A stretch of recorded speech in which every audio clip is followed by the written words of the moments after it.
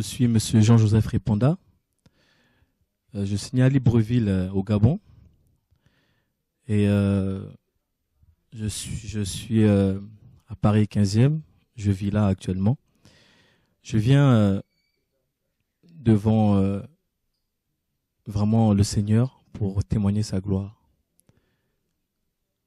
Car de là où il m'a tiré, personne ne pouvait le faire. Personne à part lui, à part Jésus.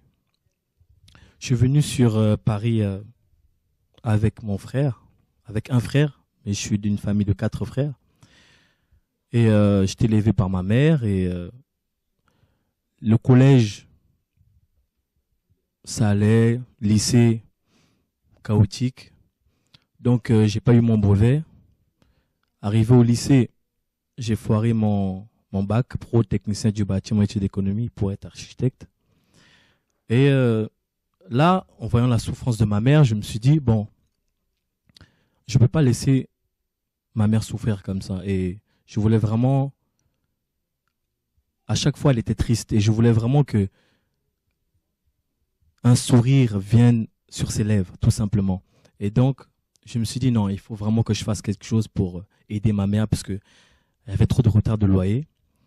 Et donc, je me suis mis à travailler. Je suis allé travailler dans le ménage. Au bout de 2 mois, je me fais virer. Donc, je me dis, non, je mets un peu mes cours de côté parce qu'elle voulait vraiment que je reprenne mes cours. Donc, j'ai dit que je laisse mes cours de côté. Et quand j'ai laissé mes cours de côté, et j'ai rencontré quelqu'un qui travaillait dans l'escroquerie. C'était quelqu'un de très connu dans le milieu ivoirien. Et c'était un boucantier, on les appelle les boucantiers. C'est des gens qui jettent de l'argent, qui vivent dans les grosses voitures. Et moi, c'était ça. Voilà, je me dis, voilà, c'est ça. C'est ce que je voulais faire. Et donc, il me prend sous son aile. Il me dit, bon, comme tu as la tchatch, comme tu as le bon parler, donc viens, on va travailler ensemble. Donc au début, j'ouvre des comptes, j'ouvre des comptes sur Paris. En fait, ça consiste à quoi? C'est des cartes d'identité tout simplement, du ressemblant. Donc si ça me ressemble, ben, je vais ouvrir des comptes, il faut fiche de paye, etc. Donc je vais sur Paris, ça se passe bien, je gagne 2000 €, tout ça, et bon, c'était bien. Mais je voulais plus. J'avais cette soif au moi, cette soif d'argent, cette soif pour me dire non, il faut vraiment que je puisse réussir dans la vie parce que voilà, ma mère souffre trop. Et par la suite, je suis allé voir un marabout tout simplement, un marabout. Premier marabout, rien ne marche. Donc je voulais vraiment que, à travers ces ouvertures de compte, en fait, que la police m'attrape pas. Que la police m'attrape pas et que j'attire beaucoup d'argent, que ça se passe bien, que quand j'arrive en face du banquier, que bah tout simplement que le banquier me dise oui à tout, qu'il ouvre mon compte, qu'il m'accorde le crédit, etc. Donc c'était un peu un milieu ivoirien. Donc par la suite, je vais voir ce premier marabout qui me dit bon, mets l'argent par terre, tout ça, dans l'eau, et me laver avec, tout ça, etc. Bon. Ça marche pas. Je vois que c'était vraiment un charlatan et je change. Je vais voir un deuxième marabout qui me dit, bon, donne-moi de l'argent et je te ramène quelque chose du pays du Mali. Et ok, bon, je lui donne de l'argent et il me ramène ça. Et donc, j'avais 2 marabouts en contact. Donc, moi, je pensais que on n'allait pas m'attraper. Et un jour, je vais dans un café et la police vient et m'attrape. Donc, je vais en prison. Donc, déféré directement au parquet. Voilà, j'avais plus de 4-5 pièces d'identité sur moi. J'avais beaucoup d'argent sur moi et je vais déférer directement au parquet parce que je voulais pas donner mon adresse et aller en prison. Je vais 1 mois à Fresnes en prison. Et en sortant de Fresnes, j'avais toujours cette envie. J'avais cette rage encore. C'est pour ça que la prison, ça n'aide pas. La prison, ça n'aide pas. Donc, c'est vraiment pour dire que la prison, c'est pas un conseil. Il faut pas aller. C'est comme si j'étais sorti avec une certaine rage.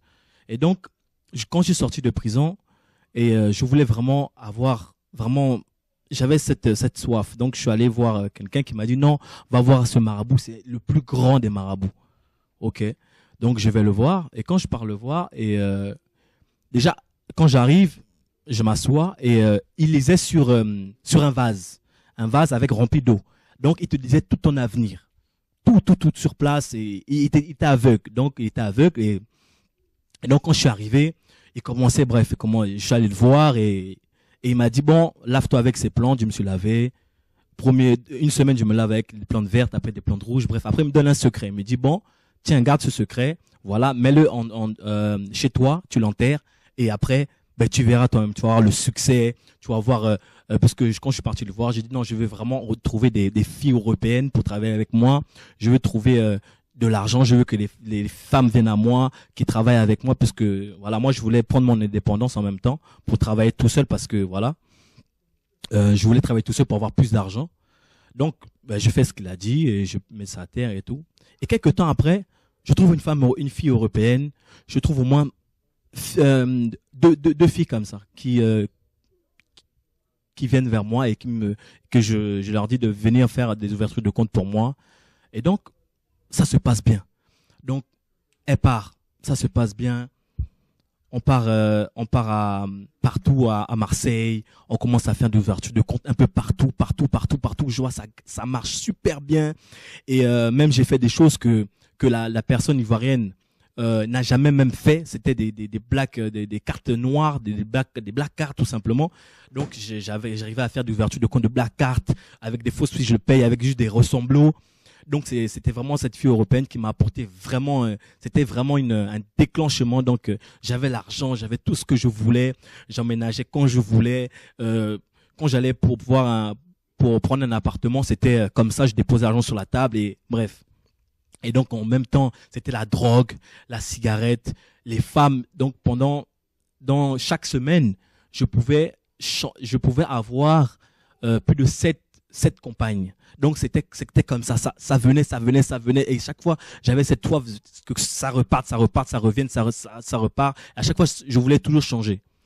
Et donc un jour, et j'allais voir ce marabout à chaque fois pour donner de l'argent. Il me dit non, tu vas être riche, continue, tout ça. Et un jour il m'appelle, il me dit il y a un problème. Je lui dis mais quel problème? Il me dit que je n'arrive plus à t'avoir, tout simplement. J'ai dit, mais non, prends ma vie, prends mon cœur. Parce que moi, j'étais connu, donc j'ai vu qu'avec toi, ça marche bien. Donc, je veux vraiment que tu prennes mon cœur, que tout, prends tout. J'ai dit, mais prends ma vie. Moi, je veux réussir dans la vie. Et il me dit, non, j'ai un problème, j'arrive plus à t'avoir. Et énervé, je le raccroche au nez. Et je veux voir un autre marabout. Donc, voilà, au total, j'en avais au moins 4 marabouts. 4 marabouts. Et donc, je vois que les nuits, je me réveille, j'étais comme si j'étais abusé. Toutes les nuits, je dormais même pas, j'étais abusé, je comprenais pas pourquoi.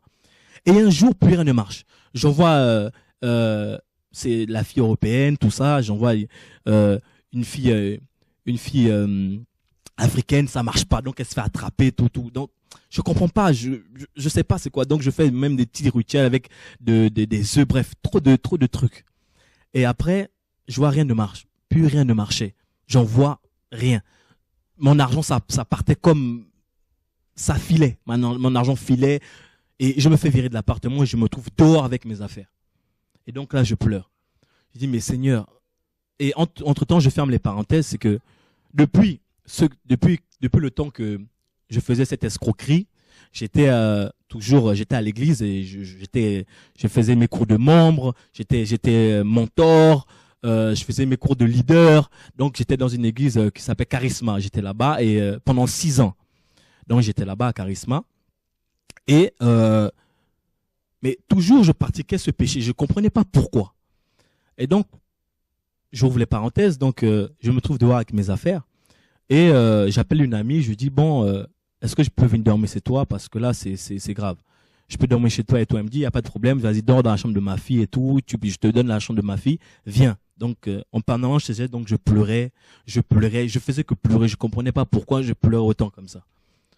Et donc, arrivé chez elle, elle m'offre la chambre de sa fille. Et donc, le soir, à 4 heures du matin, donc je suis arrivé vers 23 heures, donc à 4 heures du matin, je sens quelque chose qui me dit prie. Je dis, mais Seigneur, durant 6 ans de ma vie, je t'ai prié. Pourquoi à 4 heures du matin, je vais te prier? Donc, je parlais comme ça à mon inconscience. Mais cette voix me dit toujours prie. Ok, bon, je me mets à genoux et je sors une prière que je ne peux pas décrire. C'était vraiment une prière de détresse. C'était une prière qui sortait de mon cœur. Donc, je me mets à genoux, je dis, Seigneur, délivre-moi. Et je n'arrive même plus à parler en français. Je parlais tout simplement en langue. Et c'était vraiment une prière qui sortait de mon cœur. C'était une prière qui sortait vraiment de la détresse. Donc, c'était des cholos. Je parlais, c'est comme si j'imaginais en fait Dieu en face de moi. Et quand j'ai fini ma prière, je m'allonge. Et en m'allongeant, je sens que il y a quelque chose qui se rapproche. Mais je ne sais pas c'était quoi, mais je dormais. Et donc, je sens quelque chose qui bouge dans mon ventre. Je sens quelque chose qui veut sortir dans mon ventre. Et je touche mon ventre et j'ai mal. Je dis, mais qu'est-ce que j'ai? Donc, je suis là, je sens quelque chose qui veut sortir de mon ventre. Et je ne sais pas c'était quoi. Et tout d'un coup, je sens comme un tonnerre ou l'électricité qui tombe sur moi et qui me paralyse complètement, qui me paralyse. J'arrivais même plus à bouger. Rien. J'étais paralysé sur le lit. Et juste à ma droite, j'entends cette voix qui me dit, mon fils, sépare-toi de ces chaînes et tu trouveras de la grâce. Et quand j'entends ces mots, juste le mot sépare-toi, c'était comme si mon corps se divisait en deux. Donc, et quand j'entends cette voix, j'étais tétanisé. J'étais tétanisé. Et donc, cette présence était tellement forte que, à un moment donné, je la sens repartir. Donc, quand elle repart, et je commence à bouger un peu mes mains et je me dis non, ça doit être un rêve. Et quand j'ai juste douté, la présence revient encore 2 fois pire. Et donc, ça me paralyse encore et je dis, mais qui es-tu? Tu viens de la part de qui? Pourquoi me persécutes-tu? Tu es qui? Et donc, je sentais cette présence à côté de moi qui communiquait avec mon cœur. Et donc comme je n'arrive pas à sortir de mots, donc je parlais à mon cœur, les yeux fermés. Donc je dis, mais qui es-tu? Et donc je sens que mon cœur sourit, je sens que cette présence sourit. Je ne peux pas, comment vous décrire, mais je sentais qu'elle souriait. Et là, j'ai su qui c'était. Là, j'ai su que c'était Jésus. Lui-même qui est venu me délivrer. Et donc, le lendemain, je pleure. Je vais à la douche, je pleure. Je vais manger, je pleure. Je vais m'habiller, je pleure. Donc, je ne sais pas pourquoi je pleurais autant comme ça. Et là, je prends mes... Oh, et entre-temps, j'avais plus de 9 gris-gris. J'avais des gris, donc j'avais gris pour se battre. J'avais un gris pour parler à quelqu'un. J'avais un gris pour donner à une personne qui va ouvrir des comptes. J'avais trop de gris-gris sur moi ou partout. Donc, donc je prends ces gris-gris et tout d'un coup, je ne contrôlais plus mon corps. Donc, je prends les gris-gris, je mets dans un sac, je prends les fiches de paie, tous les fiches, j'avais même plus de 15 pièces d'identité, donc je prends ça et je prends le train. Et mon corps était dirigé, je ne contrôlais plus rien. Donc, je prends le train et je vais direction et mon cœur me disait, va voir ce marabout. Donc, je vais le voir. Et en sachant que ça faisait 2 ans que je faisais ce business, cette escroquerie. Et donc, à chaque fois qu'on arrivait dans sa maison, en fait, il y avait des chaises. Et donc, quand tu te mettais, il appelait ton nom, même s'il ne voyait pas, mais il voyait dans la boulette, il savait que c'était toi. Donc là, je vois qu'il ne m'appelle pas. Là, je dis que c'est bizarre. Et donc, il me dit, oui, la dernière personne venait. Donc, je m'approche, j'ouvre, et il me connaissait parfaitement. Ça fait 2 ans que j'étais avec lui. Et donc, il me dit, ah, c'est toi. Et il me dit, oui, bonjour monsieur, vous voulez quoi? Et il était aveugle, donc il ne voyait pas, mais dans sa boule, là, il savait c'était qui. Et il me dit, oui, bonjour, vous êtes qui? Je dis, mais c'est moi, tonton. Il dit, il regarde dans sa boule. Il voit rien. Et, mais vous êtes qui? Après, je dis, non, mais c'est le Gabonais, c'est ton fils. Il me dit, ah, mon fils, ça fait longtemps et tout. Et tout d'un coup, l'esprit me saisit. Et là, je commence à lui dire, tonton, sépare-toi de ces chaînes. Je dis, quand tu m'as tenu la main, c'était à double face. Mais moi, je te tends une seule main et une seule vérité. Jésus-Christ de Nazareth, accepte Jésus comme Seigneur et Sauveur. Oh là là. Quand je dis ces mots, il chauffait. Il n'en pouvait plus. Il était là. Il n'arrivait plus à tenir assis. Donc pendant au moins 2 minutes. Donc, il était là, il parlait. Il avait le souffle coupé. Il n'arrivait presque plus à respirer. Et donc là, je vois qu'il ne répond pas. Et j'ai toujours ma main tendue là, comme ça. Et il me dit, et je lui dis, bon, tonton, je te rends tous tes gris. Je rends tous tes gris, prends tout. Je me sépare de toi, je me sépare complètement de toi, de tous les liens, de tous les liens de la mer où tu m'as sacrifié, je me sépare de ça. Et je me lève, quand je me lève, je dis, non, je ne veux pas accepter, je ne veux pas l'accepter, Jésus. Et je sors. Quand je sors, donc il me regarde partir, mais tétanisé, donc il était comme s'il était choqué. Et donc là, je pars direction la police pour vraiment me dénoncer, pour vraiment dire que j'ai volé des banques, pour dire toute la vérité. Et donc là, j'arrive devant le commissariat et tout d'un coup, l'esprit me saisit encore. Et donc là, c'était la première fois que j'expérimentais la puissance de l'esprit de Dieu. Comment tu marches en esprit et en vérité. Donc, l'esprit me dit, assieds-toi et prie. Et donc, je dis, Seigneur, que ta volonté soit faite. Donc, je vais directement la voir directement au commissariat. Donc, je reçois à l'accueil une personne qui me dit, bonjour, vous voulez quoi? Et je dis, bonjour, je vais me dénoncer, voilà, j'étais un escroc banque, tout. Je dis tout. Et là, il se gratte la tête. Il me dit, je vais appeler la supérieure un peu. Donc, il appelle la caporale, la capitaine. Donc, elle vient, donc elle descend, tout ça, en joie. Elle me dit, on me dit que il y a une histoire extraordinaire, que quelqu'un vient se dénoncer. Bon, racontez-moi. Déjà, vous venez de la part de qui? J'ai dit, je viens de la part de Jésus-Christ de Nazareth. Il m'a dit de me dénoncer. Il m'a dit qu'aujourd'hui, c'est mon heure. Aujourd'hui, je dénonce tout. J'étais un escroc en banque. Voilà, je raconte vraiment tout. Et donc, elle aussi, elle se gratte la tête. Donc, elle me dit, donnez-moi votre nom, votre prénom. Donc, elle va vérifier dans le dossier. Et entre-temps, j'étais condamné à 1 an de prison à effectuer. Donc, elle voit dans son ordinateur que j'avais 1 an de prison à le faire. Et donc, elle monte avec les dossiers, elle vérifie bien que voilà, j'ai escroqué, tout. Et au bout de 30 minutes, elle redescend. Elle me regarde, elle repart, elle vient, elle part, elle vient. Après, elle me dit, parce que tu viens du nom de Jésus, parce que tu viens du nom du Très-Haut, je te libère, va. J'efface ton casier judiciaire, va, tu es libre. Oh, quand elle m'a dit ça, je sors je pleure devant elle, je pleure comme un bébé. Donc je sors, quand je sors du commissariat, j'entends cette voix qui me dit, voilà mon fils, ma puissance, suis-moi et crois. Et donc, après là, mes frères et sœurs, c'était comme si je découvrais Jésus. Pendant 6 ans, j'ai longtemps servi. Pendant 6 ans, j'étais dans la serviture d'une église. Je servais le bâtiment. J'étais membre d'une église. Je faisais des cours de membres, cours de GF, tout ce que vous pouvez imaginer pour servir Dieu. Mais là, j'ai su comment servir Dieu en esprit, en vérité. Et tout simplement, et là, je vais juste raconter comment Dieu vraiment, il est bon.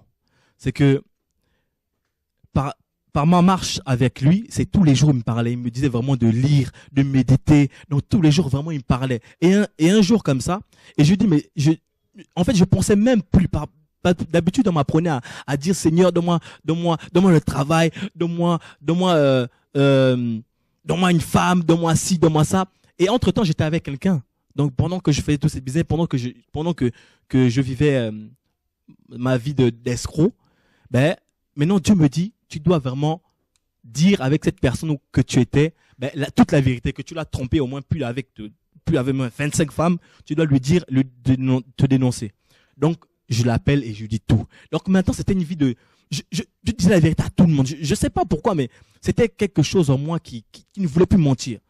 Et donc, un jour, je vais sur Internet et je demandais même plus à Dieu le travail, rien de, parce que je l'avais déjà. Donc, c'est comme si je n'avais plus besoin de quoi que ce soit. J'ai dit, Seigneur, prends mes cours, prends tout. Je te laisse. Je veux même être clochard. Je t'ai, ça me suffit.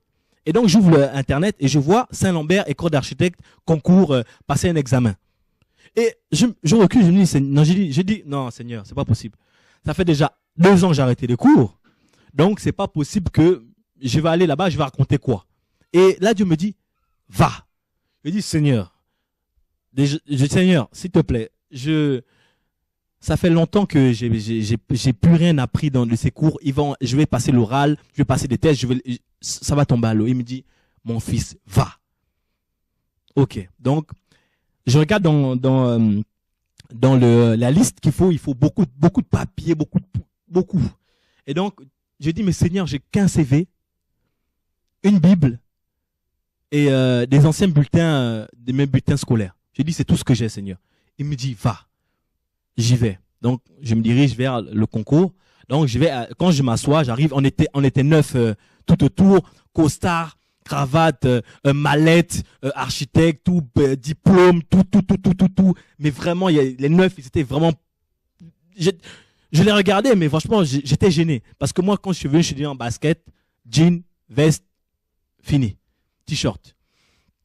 Et donc, un passe à l'oral, 2 passes à l'oral. Une fois, ça se passe bien. Les gens racontent, ils racontent leur j'ai construit ce bâtiment avec mon chef, tout. Et moi, je dis, je vais raconter quoi? Et donc là, je me faisais, en fait, c'est comme si je me faisais une scène. En fait, chaque fois qu'il racontait des choses, je me faisais une scène dans ma tête. Je me dis, bon, je vais raconter ça. Et donc, le moment que je me lève, je dis, Seigneur, que ta volonté soit faite. Donc, quand je me lève, et je vois que le Seigneur, cette femme m'appelle par mon nom, elle me dit, bon, allez, à votre tour, monsieur Jean-Joseph. Donc, je me lève et je vais raconter à l'oral. Et donc là, il efface complètement ce que j'avais prévu. Complètement, il efface. Et donc là, il me dit, parle du ménage. Parle du ménage, parce que j'ai travaillé pendant un temps, 2 mois pendant le ménage. Je nettoyais des bâtiments, tout ça. J'étais agent de nettoyage. Donc, j'ai dit, mais Seigneur, quel est le rapport entre le ménage et l'architecture? Quel est le rapport? Il me dit, fais-moi confiance, parle de ça. Ok, bon. Donc, donc je commence à dire à la femme, dans le ménage, il faut travailler, il faut pas travailler pour soi-même, il faut travailler pour les autres. Donc, je commence vraiment à détailler vraiment le ménage, vraiment à détailler ça. Et donc, la femme maintenant, tout le monde est choqué, tout le monde est choqué. Donc, tout le monde me regarde bizarrement. Et donc, elle me dit, bon, qu'est-ce que vous faites de votre vie? Je dis que je témoigne de la gloire de Dieu et j'aide les pauvres, voilà, et j'annonce l'évangile. Et donc après, quand j'ai fini ça, elle me pointe du doigt, elle me dit, regardez tous cette personne. C'est l'exemple que j'attendais de tous. Voilà l'exemple. Et à partir d'aujourd'hui, tu es pris dans mon école, tu es pris et je te prends aujourd'hui, toi avec une autre fille. J'étais tétanisé. C'était comme si beaucoup de gens doutent de la puissance de Jésus. Jésus est capable de tout.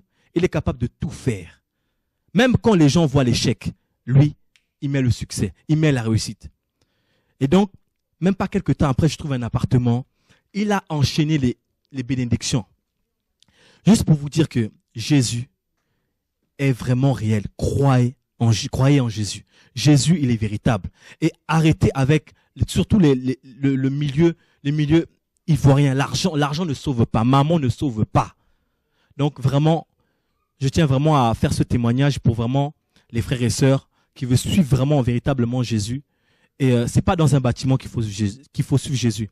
C'est vraiment sa vie, avoir sa relation personnelle à la maison. Tu plies tes genoux, tu pries et Jésus opère. Et aie confiance en Jésus et arrête tout ce qui est du monde. Arrête. Déjà quand tu as Jésus, tu ne peux plus te permettre de dire que oui, je vais réussir dans mes études. Non, tu n'en veux même plus. Tu dis Jésus prend toute ma vie. Il faut se méfier de ce qu'on dit à travers Jésus. Jésus prend tout. Quand tu dis prends tout, c'est prends tout. Même le métier que tu veux, même si tu veux réussir, tu dis Seigneur prends tout. Et quand tu as Jésus, tu as tout. Donc en tout cas, je rends vraiment gloire à Dieu qui m'a permis de témoigner. Et je bénis mes frères et sœurs et béni soit-il. Gloire à Dieu.